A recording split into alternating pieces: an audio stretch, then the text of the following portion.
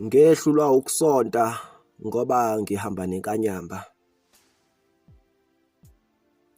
Ngehlulwa ukulandela iningi ngoba ngihamba nenkanyamba nezinzuza.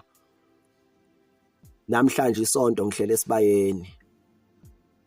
So babamkhulu, ngihleli ngedwa, ngithola ukuphila nokuthula. Ngoba uma unenkanyamba nezinzuza, uma uphakathi neningi uyagula.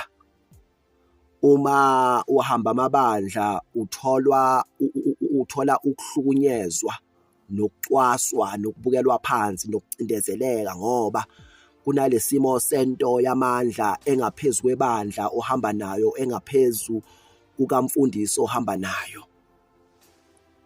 Hlala phansi mntana wedlozi, noma ungayanga esontweni akulona icala.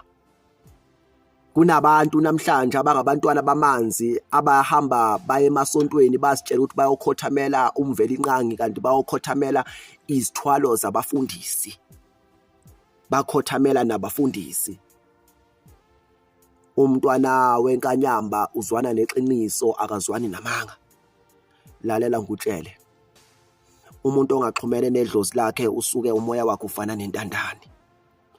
Kuba lula ukuthi bakudida umqondo wakho, kulula ukuthi bakuphathe ngoba akekho yokulawula uma u-spiritually awake.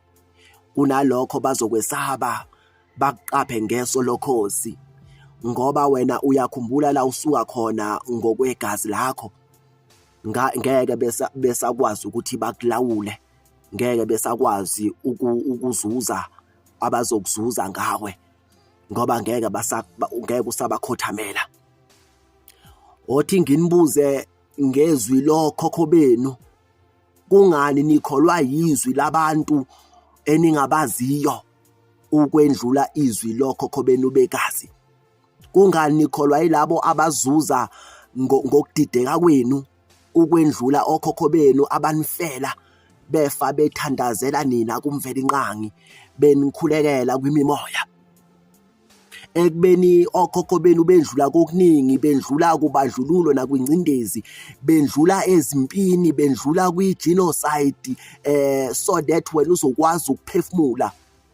Kodwa manje ngibuka ubaphathisa okwama-cosmic criminals.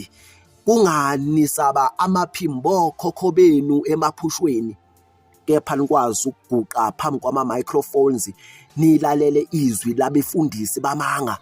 You cast out your grandmothers and grandfathers in Jesus' name, but you obey TikTokers' prophecies. Niyazikhothamela iziprofetho zabafundisi bamanga ku-TikTok.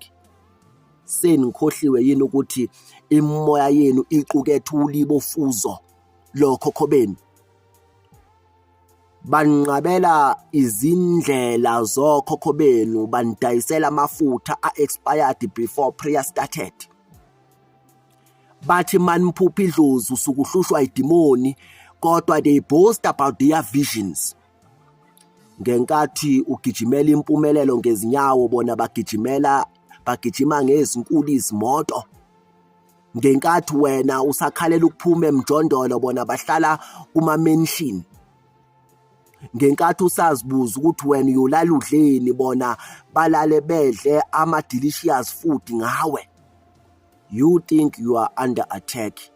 No, you are under spiritual theft. Batshontsha ubuwena ngoba umuntu ongazazi ukuthi usukaphi akasoze azi la ayakhona. Hlala phansi mntana edlozi, ukungaye esontweni akulona icala. Inkanyamba inzuza ayisonti, inkanyamba nenzuza yaba khona before kube khona isonto. Noma ungavuka ekuseni ngesonto ebese uyoguqa eduze kwamanzi, ubese uthi ngize kunina bakhulule bomoya wami, ngize kunina baxhumane bomphefumulo wami, ngithi bayede kini, ngithi ngikhanyiseleni ningivulela izindlela, ebese unikela ngemhlophe imali. Konke kuyobe sekufeziwe. Bayede makhosi.